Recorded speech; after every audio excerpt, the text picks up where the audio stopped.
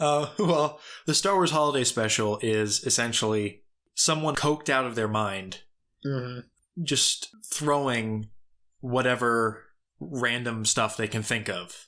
A circus, or a song in the Cantina Band, or just random stuff. Yeah. And everything takes about 20 minutes too long to get through. The Rise of Skywalker is the reverse side of that, where it's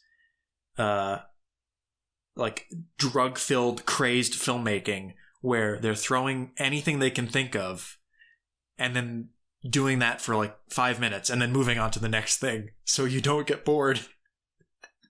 I am just... How did you feel after finishing The Rise of Skywalker? When the credits rolled, what was the feeling? It's kind of indescribable. It really is. Because I think the moment that it was over, I just thought to myself, I feel so bad for Rian Johnson. Just so bad. But it was just this weird feeling of emptiness. You know, when The Force Awakens came out, that was a huge deal. Everyone was going crazy. Huge deal. It's the highest grossing movie domestically of all time. Everyone saw it. Everyone saw it. Even people who didn't care. Yeah, I was one of those people. I'm not huge into Star Wars. I'll preface by saying that. I like it. I'm just not a huge fan. But when the movie was over, all I could think to myself was, did that really happen? I didn't even remember, like, was The Force Awakens just a dream? Whatever happened to that world that everybody was so excited about? Every movie in this trilogy threw out everything before it. And at the end, I'm asking myself, wait, what happened? It's the oddest trilogy I've ever seen. It really is. Because each of the three movies is doing something completely different. Because The Force Awakens it's a reboot. It's playing it very safe, very simply. Yeah. Very much a homage to the original trilogy. And then The Last Jedi is more kind of adventurous. The filmmaking itself is very adventurous. It's going new places. It's trying new things. The opposite of a soft reboot, essentially. It's not doing The Empire Strikes Back. And then you have this movie where it's throwing everything at the wall and just seeing, even if it doesn't stick, just shove it in there and pay homage to everything, do something new, but not too new. Yeah. And it's breathtaking. It is probably the most expensive fan fiction ever made. It feels so much like a fan fiction. Full-on confession here. I read Star Wars fan fiction. Oh, do you? I love Star Wars, but I'm not someone who's going out on Twitter or social media and telling everyone that Last Jedi sucks, or quite frankly, I think the fandom is way out of balance, way out of whack. Yeah. Oh, yeah. And they just need to calm the down. It's an internal fandom for me. I really enjoy the universe. I really enjoy the stories and stuff like that. And I enjoy reading alternative kind of stuff from fan fiction. And really just the good stuff. There's some really quality stuff out there. And I also like the Star Wars Legends, all the old books that Disney got rid of. There's some fun stories in there that I read. And then this feels very much like that, where they just did whatever they felt like. Because where Rian Johnson made a movie where he was very much aware of expectations, the genre conventions and stuff like that, and built on that, this is just everything. It's a melting pot of Star Wars, of whatever it wants to be. It is. It is just the biggest and then movie of all time. I cannot preface this enough. This movie is singular in its achievement. There's nothing else like it, even in Star Wars. I saw it 2 days ago. I'm just baffled. Because I almost want to say, it might be... Say it. I could see it being one of the worst. So it might be the worst Star Wars movie. Okay. Now, let me say this. Yes. I do think technically the prequels are worse. Nothing quite is as bad as the prequels. But when I watch the prequels, I at least get some sort of entertainment out of seeing something that fails on almost every level. Well, were you not entertained? By The Rise of Skywalker? Yeah. Maybe? I don't know. Well, here's the thing. I need to watch it again because a lot of the entertainment for me came from sheer dumbstruck wonder at what are they doing on a minute-by-minute basis. The prequels, still bad, but I could see where George was going. He didn't get there, but I could see where he was going. It was like watching a home movie. It was like being a dad and watching a home movie your 5-year-old made. Yeah, it's terrible, and, it's got a lot of crayon art, and, the camera's upside down, but you're like, oh, this little kid's trying to make something. I just had no idea what was going on in The Rise of Skywalker. It felt like they took every deleted scene and unused footage from the first 2 movies, added in a few scenes with Palpatine, and were like, oh, here we go. It is just... I am struggling to find words. I have a new appreciation for both The Last Jedi and for the prequels after seeing this film. Oh, yeah. The prequels, again, I still don't think they're good, but I do get enjoyment out of how not good they are. Because at least, again, like I said, the prequels, they tried. I don't think anybody in this movie, aside from the visual effects people and the actors, cared at all. I think you're being a little harsh. I think they did. I think this is a case of genuine, misguided fan filmmaking. That's what it feels like to me. I don't see anything. I don't necessarily even see the corporate hand of Disney too much in it. I do see it, but I think this is a product of JJ and company, because you can tell J.J. Abrams does have a love of Star Wars, particularly with The Force Awakens. Oh, yeah. He was very much insistent on, going back to the roots of practical effects and sets. And even there's some pictures from Rise of Skywalker of him looking at the sets and the creatures, the aliens and stuff like that. There is passion here. Misguided passion. There was passion behind the prequels, too. And perhaps not enough outside checks and balances to rein in what was going on. Because Disney had a say, but also J.J. Abrams had a say, and it seems like a very interesting mix between the corporate desires of Lucasfilm and Disney and the kind of fanboy desires of J.J. and crew. That is where I see the hand of Disney. Because, again, as soon as it was over, I thought to myself, okay, the only good thing to come out of this trilogy, I think, was The Last Jedi. And I do think it's a good movie. I think it's easily the best of the sequels. But it was just baffling to me just how the first movie, Force Awakens, set up this new world, eased us back in. The second movie, let's get real crazy with it. And the entire third movie was spent, viciously scrubbing the second movie out of it and then throwing apart what they had left for the rest of the story. It's sort of like, how you can watch episode 2 and episode 3 without really watching episode 1? Yeah. Because nothing really happens. I kind of feel that way about this. I feel like you can go from The Force Awakens to The Rise of Skywalker and miss essentially nothing. See, I'm going to thoroughly disagree with you here. Okay. And this is partially what JJ talks about in the article that I shared with you, is that a lot of people, and I did too, read into it as him deliberately retconning and almost attacking The Last Jedi. Yeah. It was less of that than at least from JJ himself.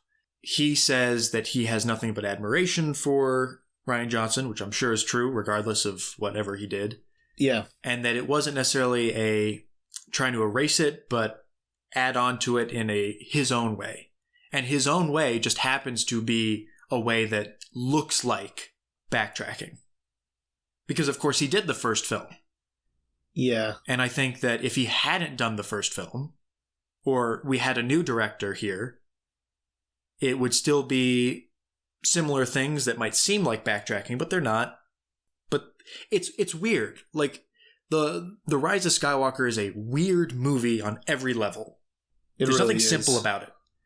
For me, the one obvious example of this is people say that Luke Skywalker was fixed in this movie, where he's back and he's treating the lightsaber with respect and all that, and, you know... People say that? Yeah. Because people really hated it when he threw the lightsaber over his shoulder and he wasn't the Luke Skywalker they remembered, right? And they felt that this was a course correction for that. And I have to say, did people actually watch The Last Jedi? Which I don't think some people did. I think they're just so hopped up on their anger that they didn't.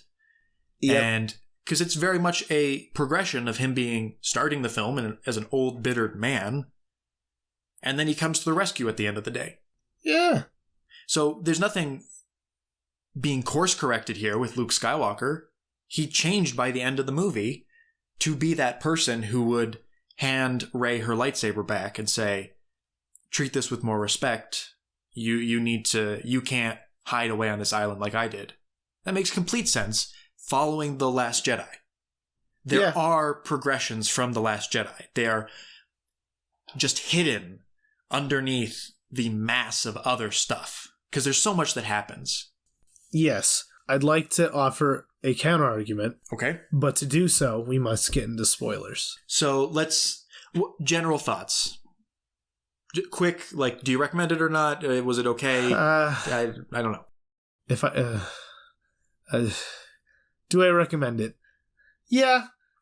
You saw the first two. Might as well see the third one. That's exactly how I felt going in. That's exactly how I feel going out. I feel like a lot of people. I'm just going to quickly summarize and say I highly enjoyed my time, but that's also because it's terrible. It is bad. It was such a mess that I was just enthralled from the minute one, trying to figure out what was going on. And I had fun in that regard.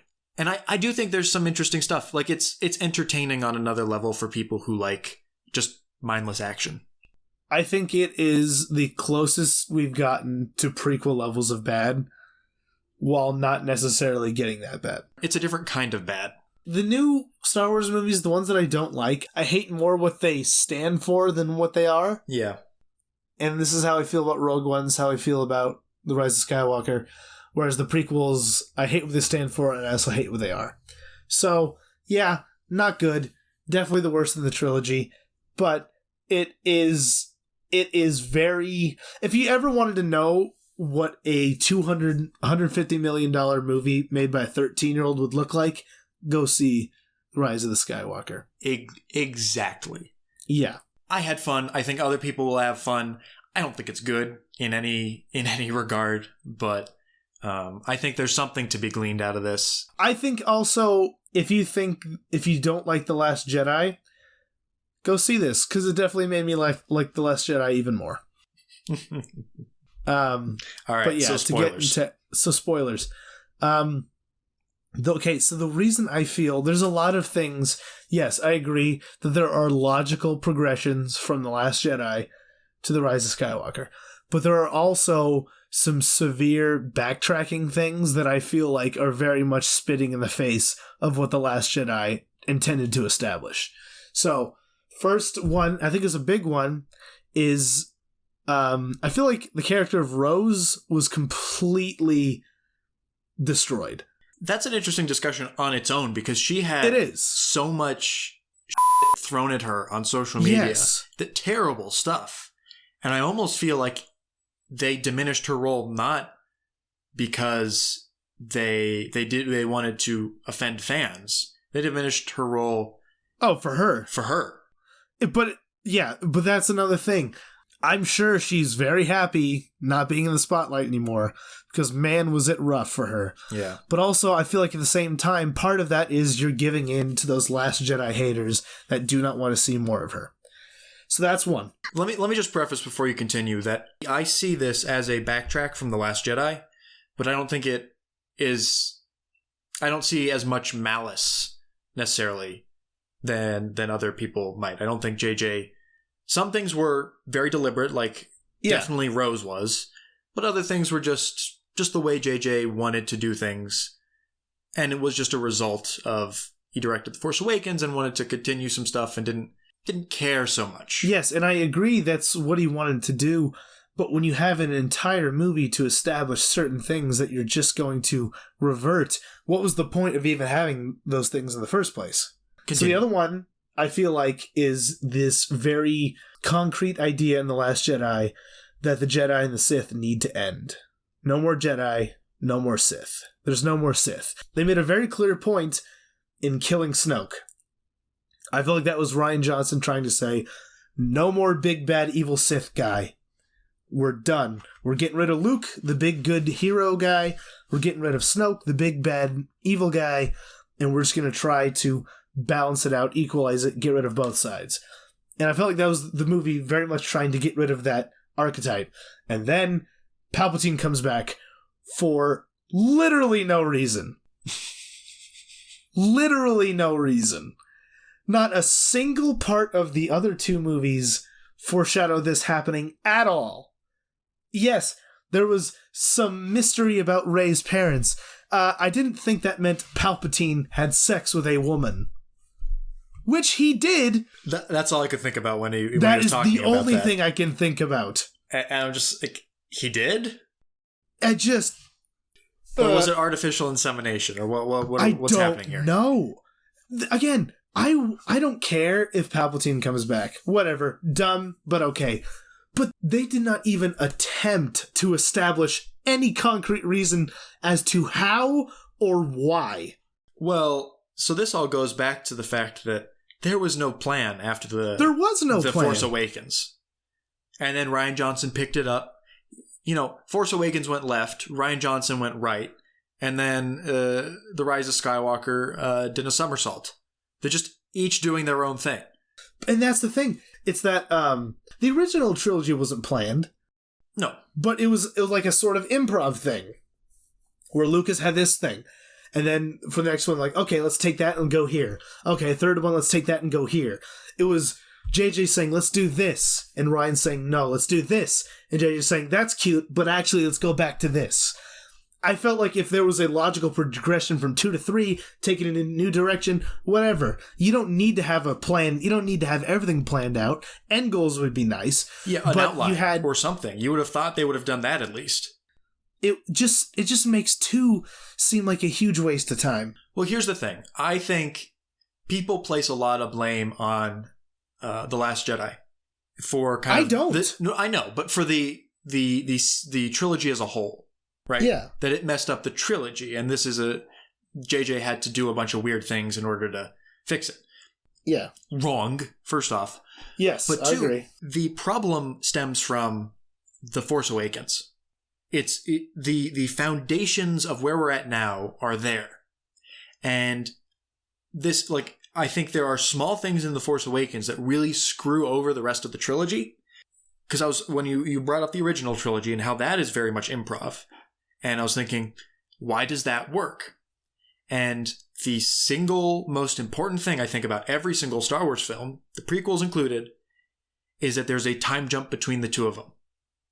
Yeah. And I think cannot underestimate the fact that The Force Awakens deliberately leads directly into a sequel. Like, you cannot write a sequel for The Force Awakens that doesn't pick up immediately after it. Because it ends with Rey handing Luke the lightsaber. I think you could have cut The Force Awakens when Rey and Chewbacca leave to go find Luke. Having that kind of open-endedness, particularly because you didn't have anything planned, having that open-endedness of you don't see Luke, and being able to give the next film more creative freedom to skip ahead or even not have a time jump. But it feels more like The Last Jedi was fit into a hole from the beginning because of the way the Force Awakens ended. And Rian Johnson did the best he could with that. And then now, with the ending of The Last Jedi, puts The Rise of Skywalker into a very specific hole.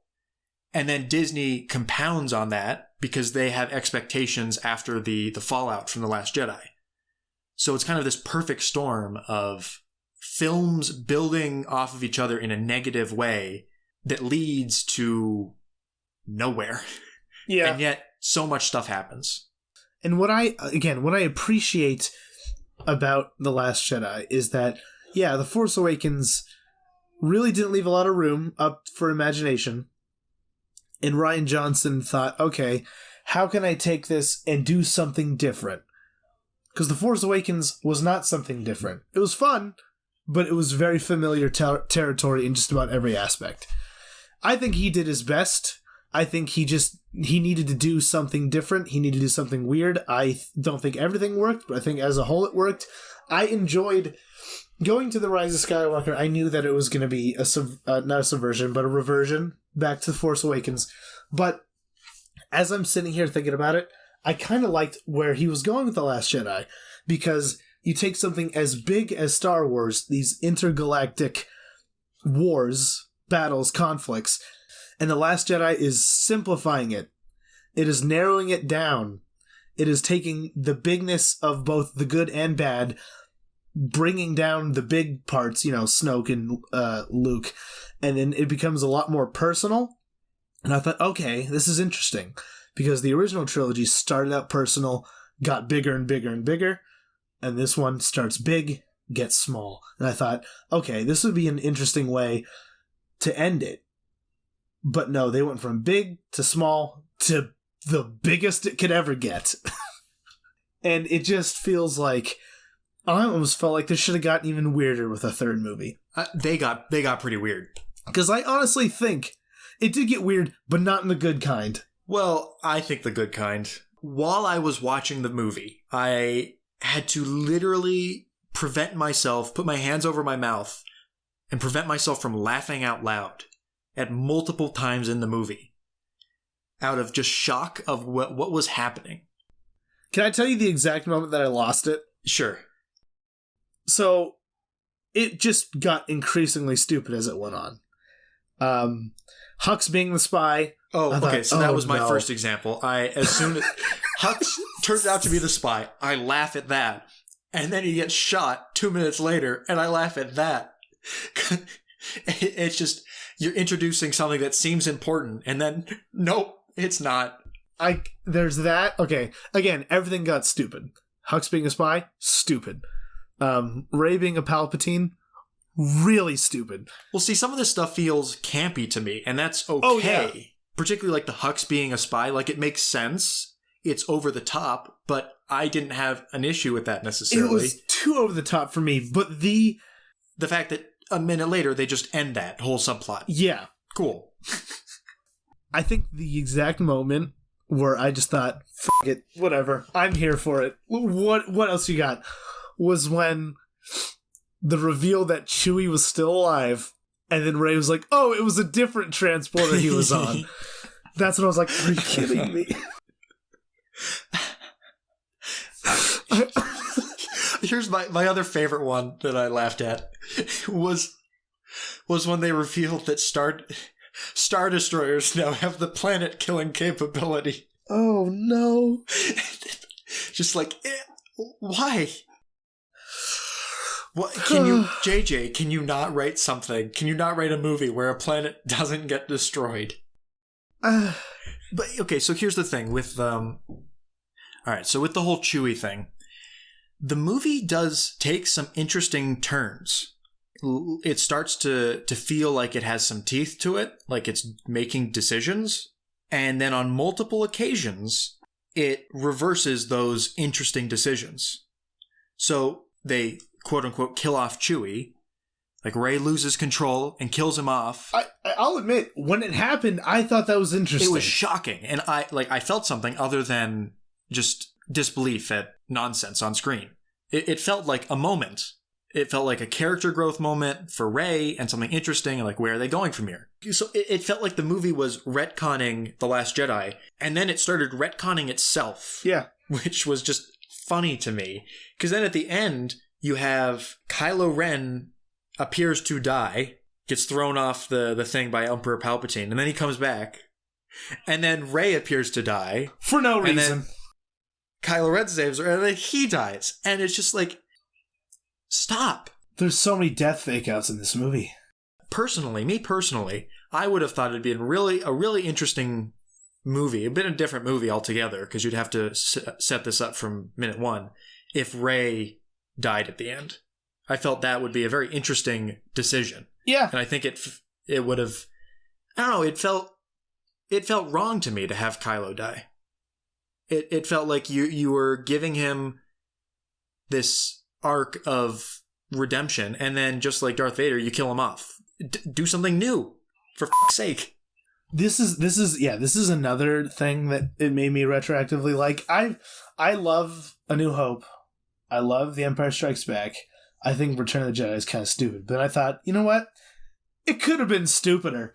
Return of the Jedi is a great movie compared to this. I know, and I was like, this is literally just the dumbest version of Return of the Jedi that you could possibly do. Okay, but I loved the Emperor. Oh yeah, he was just ridiculous. He said, do it! I almost clapped when he said, do it. And then when he did the lightning thing on all the ships, I was just like, yeah, oh my God. You have gone peak ridiculousness here, and I'm here for it. It's not good. It's not good Star Wars. I want something different. Oh no, it's bad, but I just thought, whatever. This man is the most evil man that was ever evil. And I was just like, okay, whatever. At least I can see this guy. I love this guy. But there's no consequences for things. There's no concrete understanding of the new elements that the world introduces, like the Knights of Ren. Who are they? They just show up every once in a while. You're not even sure what they're doing there. And then the whole like power structure of the First Order. Kylo Ren is supposed to be in charge of this whole thing, and he's just running around in his starfighter doing things. You know, I will say this. I think the worst crime that this movie commits, it kind of ruins Kylo Ren for me. And I like Kylo Ren. I think that he had the least problematic, until his death, the least problematic part of the film. I don't know. I really like him in the first two movies. I liked him here. I'm just going to say it. I thought it was, his redemption was rushed. Could have spent more time on it and all that, but what I got was, part of it was a little satisfying. I think when he got redeemed and on, he just became, I don't even think he said anything after that. No, not really. I think they really could have focused more on that. That's interesting to me. He is by far the most I like Rey too. I love Rey too. And I love Daisy Ridley. She did a great job in this movie.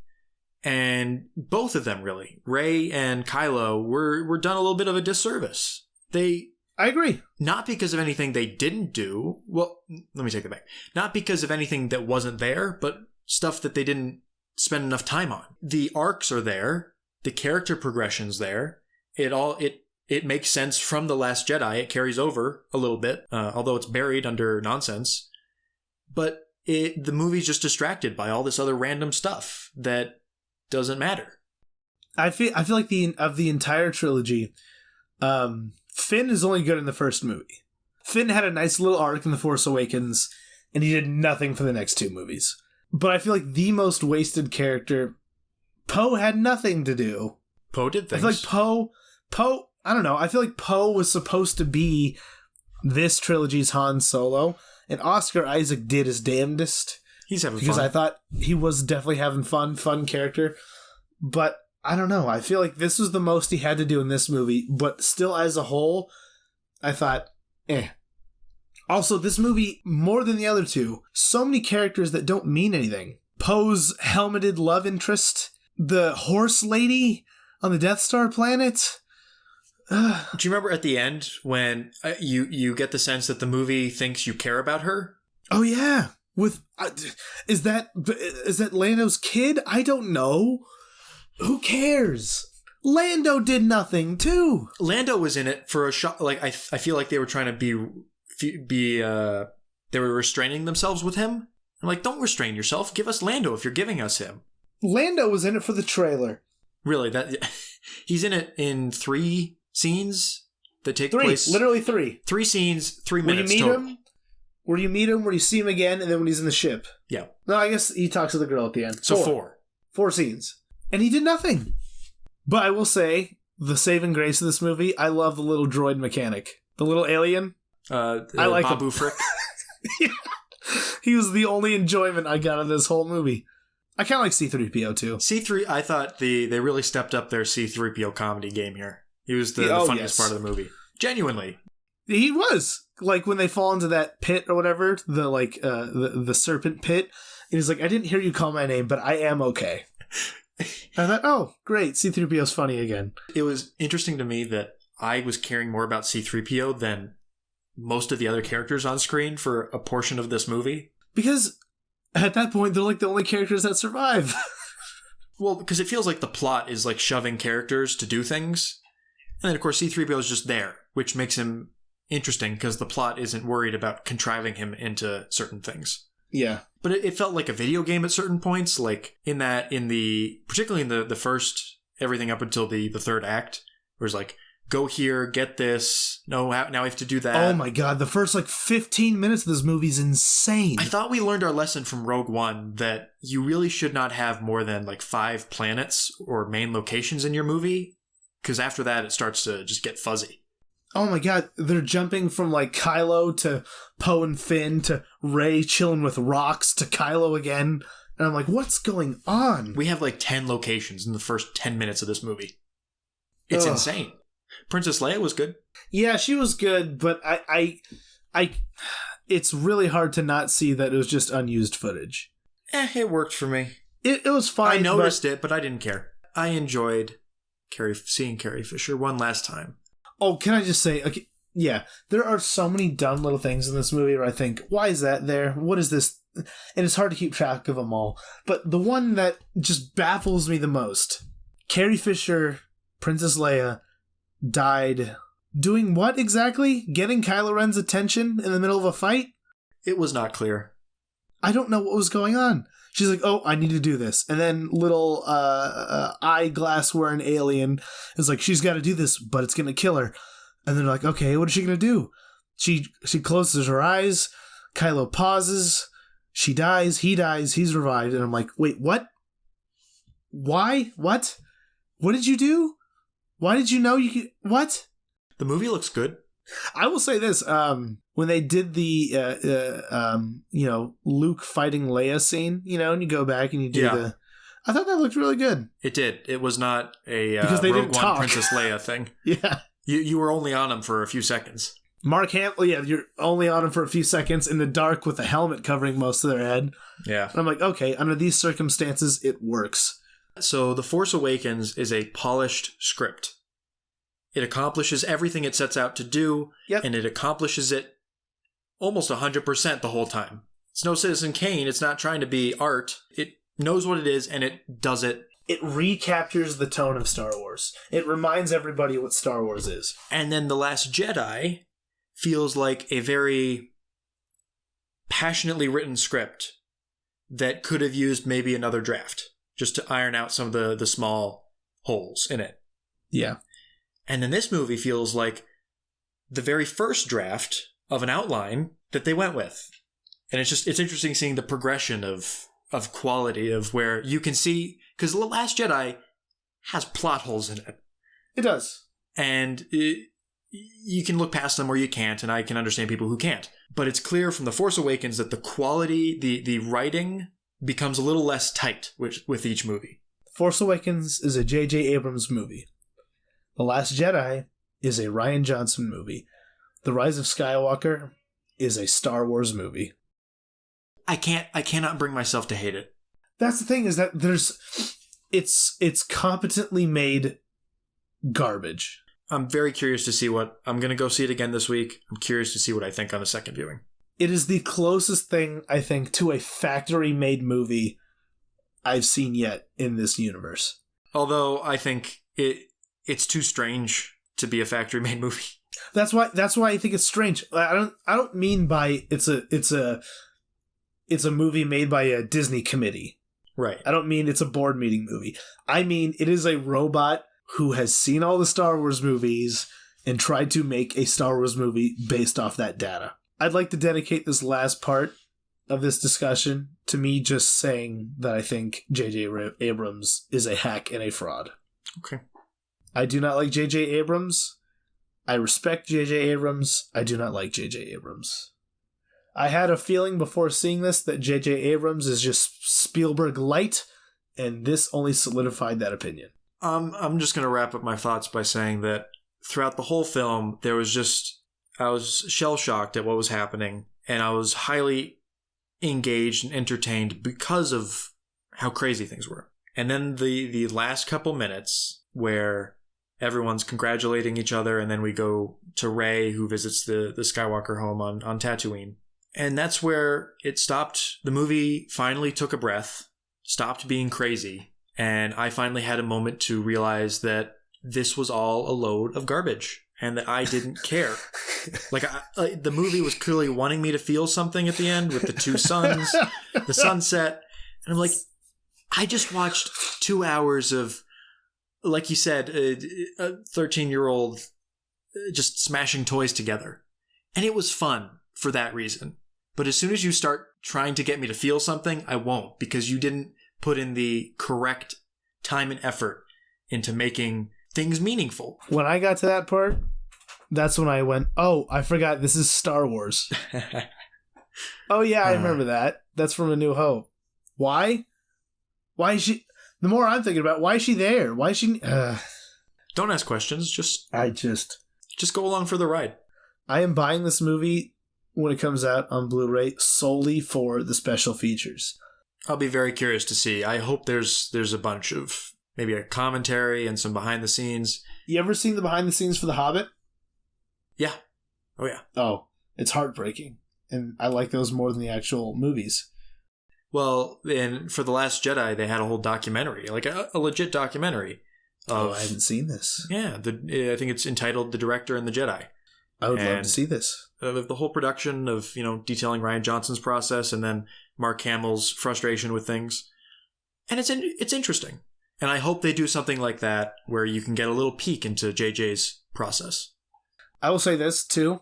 After watching Brick, Knives Out, watching The Last Jedi a second time, I can confidently say if you gave Rian Johnson this whole trilogy, it would have been amazing. I really do think it would have been amazing. I think people get distracted because people say that The Force Awakens was good, but it wasn't what it needed to be. I think you needed to start the new trilogy by doing something new and not build it off of nostalgia. Because as soon as you start doing that, you're running into problems. And The Force Awakens was a good movie. It was fun and entertaining, but it wasn't what it should have been. It was wasted potential that brought us to here. Even the diehard Star Wars fans, I don't know how they can defend this one. I don't know. If you like schlock, I don't even know if you can call it schlock. It's schlock. Endgame was a better finale than Star Wars did. Whatever. I'm done. Don't cry that it's over. Smile that it's over. Well, it's over for now. At least there's like a good at least 4 or 5 years before we have to start thinking about it. I'm giving it 2. What am I saying? The Mandalorian's still on. Whatever. I'm hoping. I'm cautiously optimistic that Star Wars, the main trilogy being over, maybe they'll be able to turn over a new leaf, get some new interesting things going on in there. But we'll have to wait and see. In the meantime, let's just sit back and anticipate the Benoit Blanc cinematic universe. No one's ever really gone.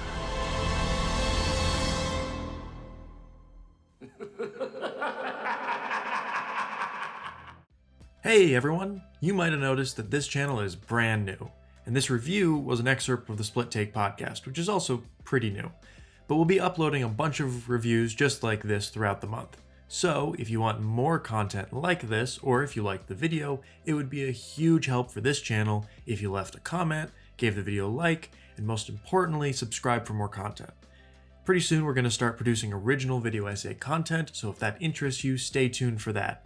Thanks again for watching and have an awesome movie-filled day.